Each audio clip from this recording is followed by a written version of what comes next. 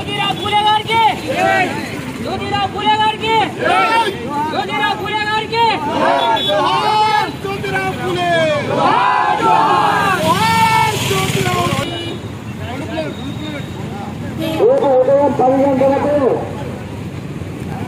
శ్రీ గోవినాథ స్వామి దేవాలయం నందు సామూహిక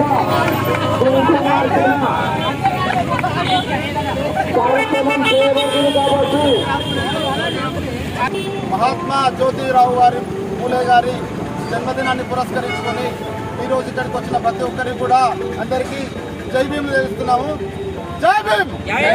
అయితే మహాత్మా జ్యోతిరావు ఫూలే అతనికి ఎంత సహనం ఎంత ఓపికనంటే ఈ రోజుల్లో ఉన్న ఈ సిచ్యువేషన్లో మనము ఇప్పుడు ఇంత బడుగు బలహీన వర్గాలు చదువుతున్నారు అని అంటే ఇంత ఉత్సాహంగా ఉన్నారు, ఇంత మన శక్తివంతం లేకుండా ప్రయత్నం చేస్తున్నారు.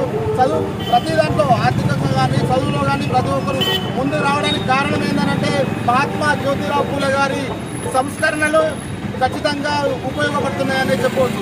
ఎందుకనంటే అసలు యాక్చువల్గా మన గురు పూజోత్సవం చేయాల్సింది ఈ రోజునే అని చెప్పేసి నేను ఈ పత్రికా ముఖాలకి అందరికీ నేను డిమాండ్ చేస్తూ ఉన్నాను. ఎందుకనంటే ఆది నుంచి ఇప్పటి వరకు కూడా ఈ మన సంఘ సంస్కర్త ఎవరైతే ఉన్నారో జ్యోతిబా ఫూలే గారు ఎప్పటి నుంచో మొదలుపెట్టిన ఈ మన ఉద్యమాలకు కానీ చదువుకు సంబంధించిన విషయాలకు కానీ సామాజిక సంఘ సంస్కర్త సత్యశోధకు వ్యవస్థాపక అధ్యక్షులు బడుగు బలహీన వర్గాల ఆశాజ్యోతి మహాత్మా జ్యోతిరావు ఫూలే 1827 ఏప్రిల్ 11న జన్మించడం జరిగింది.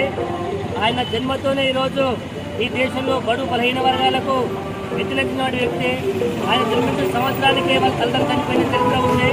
వాళ్ళ తల్లిదండ్రులు చనిపోయినా కానీ జ్యోతిరావు ఫూలే సామాజికంగా అనేక రకాల ఇబ్బంది పడి ఆర్థికంగా ఇబ్బందులు పడి వాళ్ళ భార్యతోని ఈరోజు సమాజ సేవ చేసే గొప్ప సంఘ సంస్కర్త.